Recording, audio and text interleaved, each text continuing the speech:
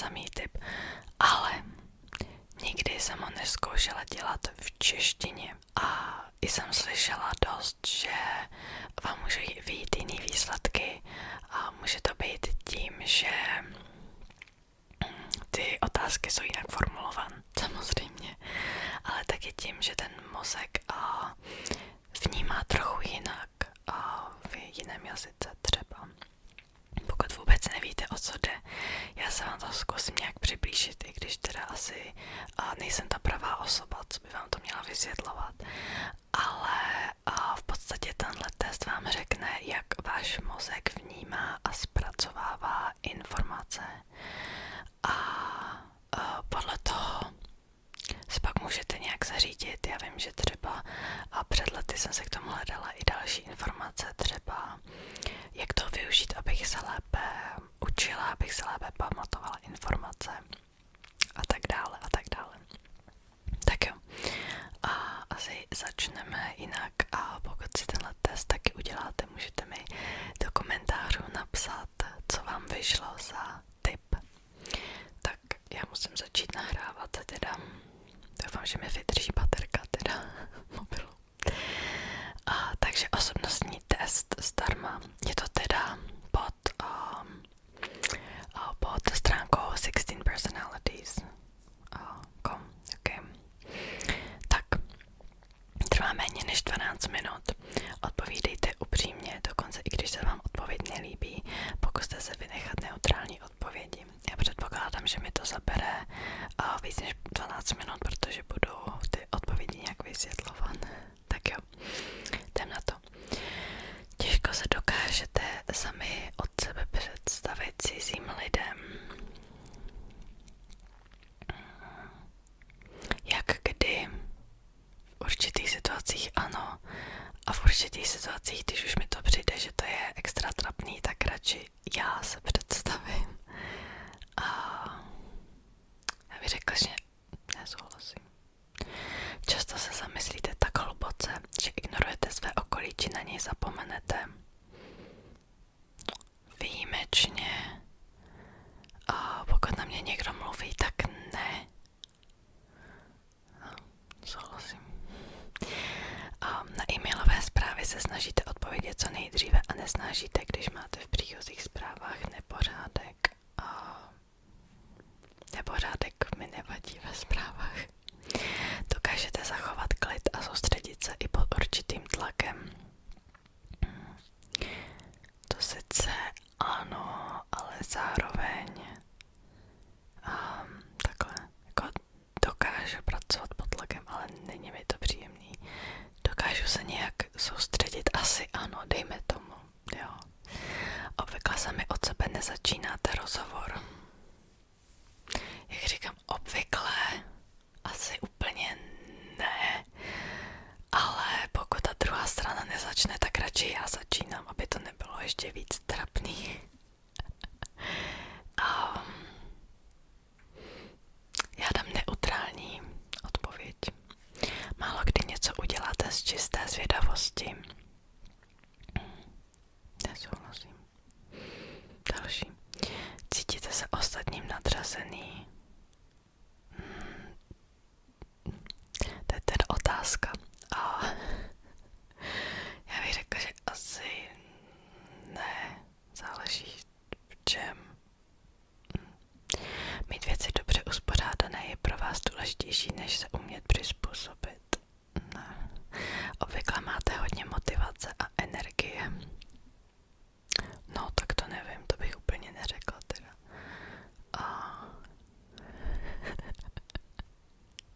No, většinou, ano, ale ne vždycky. Zvítězit v debatě je pro vás méně důležité, než aby nebyl nikdo vyveden z míry. Nesouhlasím. Často máte pocit, že se před ostatními musíte obhajovat. Ano, doma i v práci máte v celku pořádek. No, moc. Jak kdy? Moc ne, no. Nevadí vám být středem pozornosti. Tohle je vtipná otázka, když jako teď zrovna natáčím YouTube video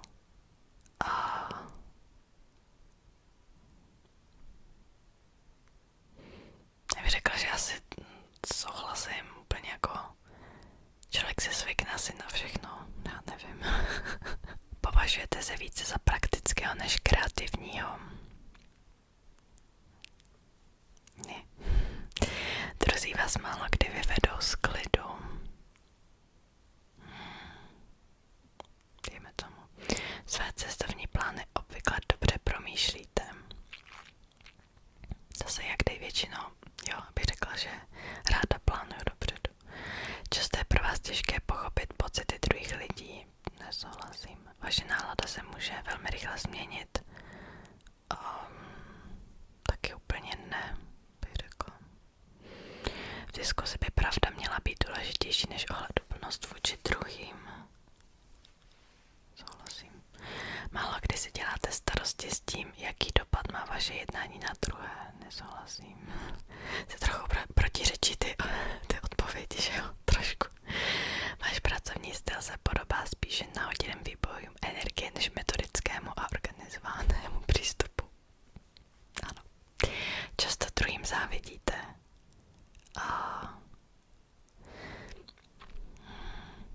Většinou. No, možná budeme upřímní tady. Dáme, souhlasím. Zajímavá kniha nebo videohra je mnohdy lepší než společenská událost. Ano, připravit plán a pak podle něj postupovat je nejdůležitější částí každého projektu.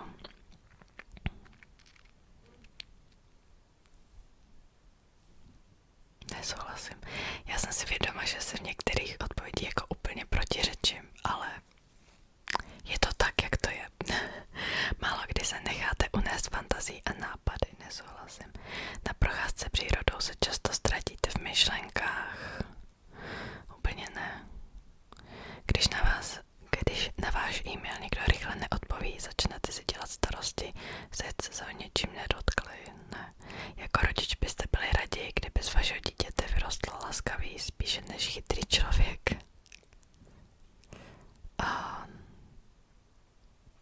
Asi nesouhlasím. Nedovolíte druhým, aby ovlivnili vaše jednání. Souhlasím. Vaše sny se týkají spíše reálného světa a jeho dění. A pokud je to myšleno jako sny, co se mi zdají, tak to vůbec ne teda. Doufám, že je to tak myšleno. Netrvá dlouho, než se na novém pracovišti zapojíte do společenského dění. Netrvá dlouho. Nesouhlasím asi. Jste spíše rodilý improvizátor než pečlivý plánovač. No, jak jde? Jak v čem? Asi souhlasím spíš s tou improvizací. Emoce vás ovládají více než vy je. Nesouhlasím. Rádi chodíte na společenská setkání s převleky a hraním rolí. Já jsem nikdy nedělala cosplay nebo něco takového, ale zase převleky mám docela ráda. Řekla bych, že souhlasím. Často trávíte čas přemýšlením nad nereálnými, neproveditelnými, ale přesto zajímavými nápady, ano. Raději improvizujete, než abyste si připravili podrobný plán. Já si připravím někdy plán, ale pak jako se s tím neřídím, takže to tohle není. Dejme tomu, souhlasím. Jste poměrně rezervovan a tichý člověk. Jak kdy a jak v čem? Asi většinou ano, jo. Ve vlastní firmě by pro vás bylo hodně těžké propustit věrné, ale málo výkonné zaměstnance, souhlasím. Často přemýšlíte nad smyslem lidské existence. Úplně často ne, ale no dejme tomu, souhlasím. Logika je při důležitém rozhodování obvykle důležitější než srdce, nesouhlasím. Mít více otevřených možností je důležitější než seznam úkolů, ano. Kamarádovi, který je z něčeho smutný, nabídnete spíše emoční podporu, než abyste mu navrhli praktické způsoby, jak problém vyřešit. To je pravda, ale taky záleží, co ten člověk potřebuje v tu chvíli, takže dejme tomu, souhlasím, protože to asi moje první reakce. Málo kdy se cítíte nejistí. Nesouhlasím. Nečiní vám problémy připravit si osobní časový rozvrh a dodržet ho.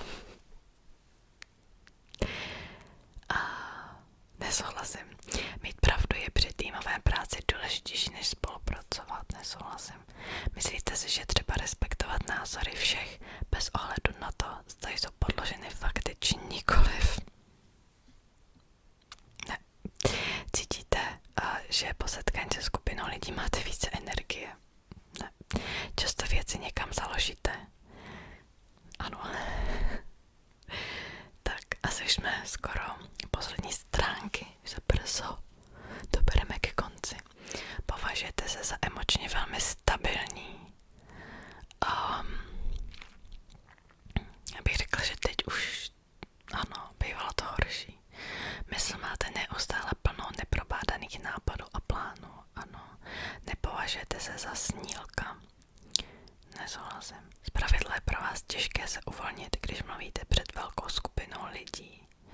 Ano, obecně se dá říct, že se spoléháte spíše na své zkušenosti než představivost. Ne, děláte si příliš starosti z toho, co si myslí druzí. Ne. Tak teď poslední stránka. V plné místnosti se držíte blíže ústí a vyhýbáte se jejímu středu. To ani nevím upřímně. Asi ano. Máte tendenci věci odkládat, až vám nakonec bude málo času všechno udělat. Ano.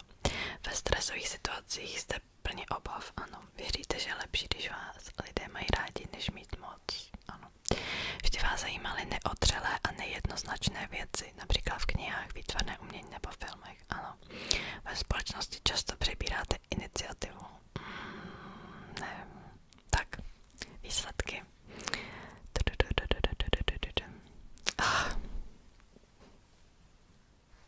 Pořád mi vyšlo to samý. Takže INFP A je zajímavý.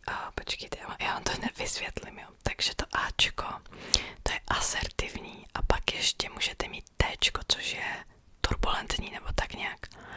A když jsem si ten test dělala před rokem a něco, tak mi taky vyšlo INFP, ale vyšlo mi Tčko. A Tčko hodně znamená, že a mám to tam možná vysvětlený, já nevím, ale Tčko znamená, že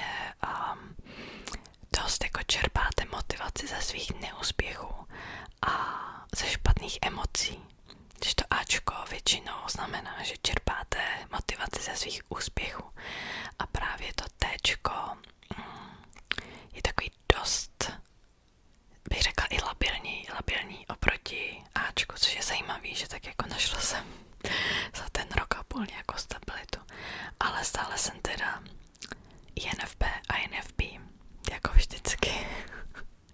Takže mysl extravertní 40%, introvertní 60%, tak jsem to mývala skoro vždycky.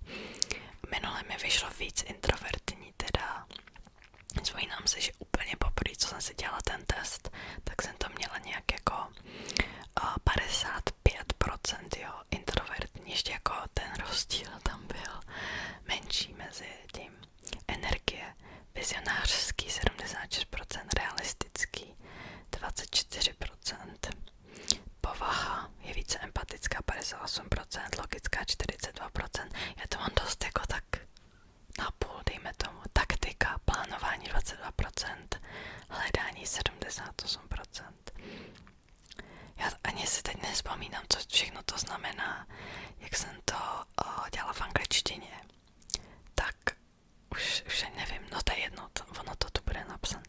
Identita 58%, asertivita 42%, opatrný, tak tady je to, dobře, tady je to popsané jako opatrný, to je zajímavý. Tak a zprostředkovatel. Osobnost je já to neřeknu to slovo dneska. Osobnosti zprostředkovatelů jsou skuteční idealisti, kteří vždy hledají náznak dobroty i u těch nejhorších lidí a událostí a snaží se najít způsoby, jak věci zlepšit. I když mohou být vnímáni jako chladní, rezervovaní nebo dokonce nesmělí. Zprostředkovatelé mají přesto vnitřní plamen a nadšení, které může skutečně zářit. U osobnostního typu zprostředkovatele, který tvoří 4% populace, existuje bohužel vysoké riziko pocitu nepochopení. Ale pokud najdou podobně smýšlející lidi, se kterými mohou trávit čas, harmonie, kterou pocítí, bude zdrojem radosti a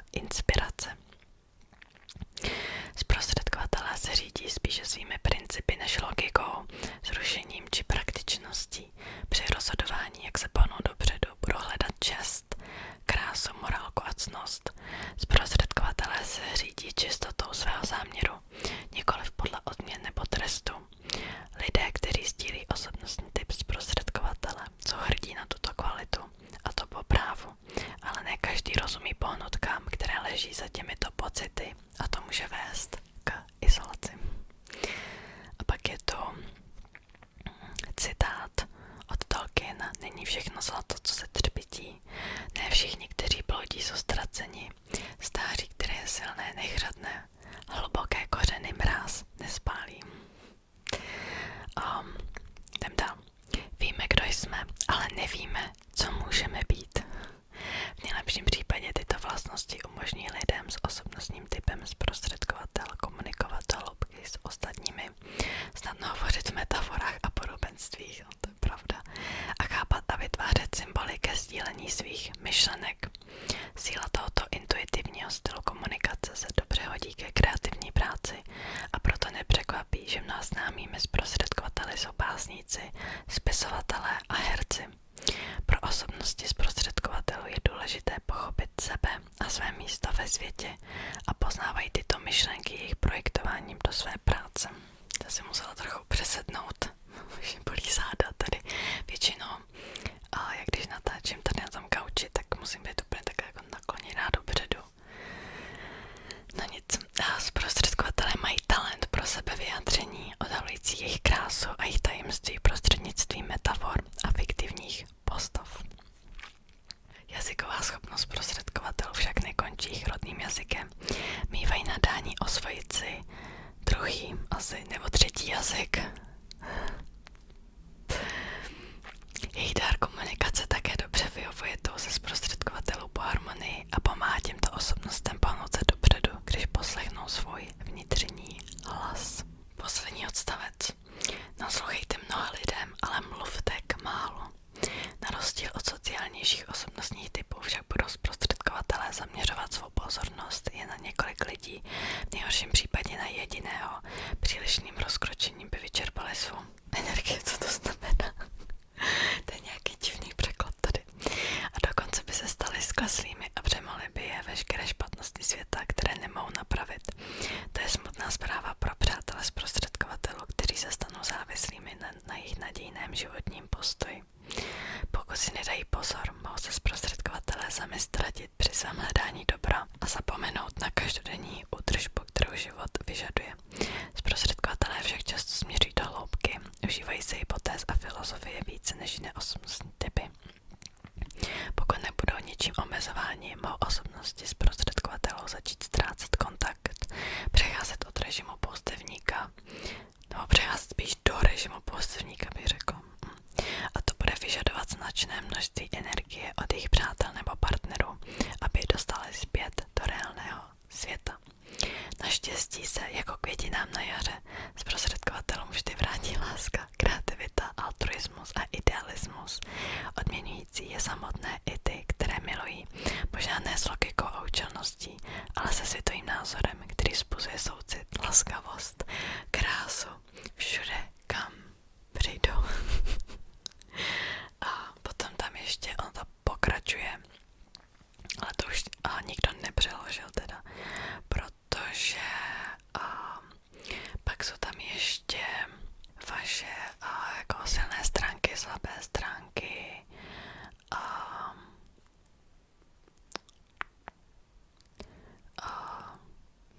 romantické vztahy.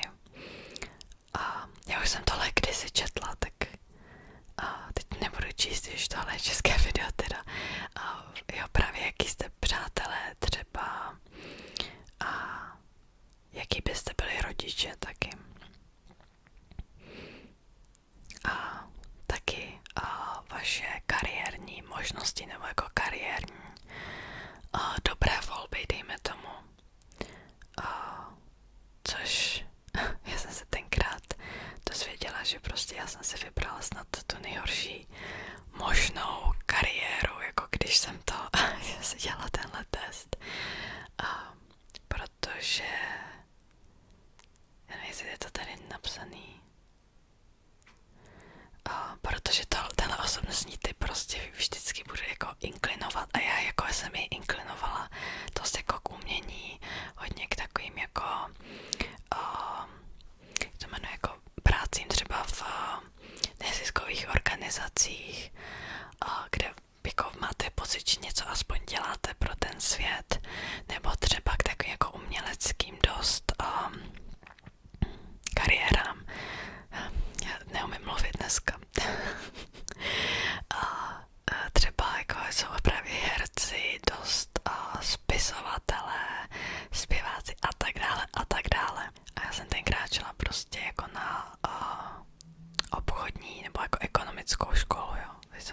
prostě úplně jako nesmyslně, jo. Teď už slyším, že venku jsou tam nějaká auta, co dělají dost bordel, takže já ukončím tohle video a pokud si tenhle test taky uděláte, tak mi napište do komentářů váš výsledek a myslím, že jste se i možná něco o mě více dozvěděli. Já vlastně vůbec natáčím videa, kde bych mluvila nějak o sobě. Tohle asi první video úplně. Maximálně jsem dělala jako nějaký příběhy, ale to je všechno, no. Takže mějte se hezky, mějte se fanfárově a zase uvidíme u dalšího videa.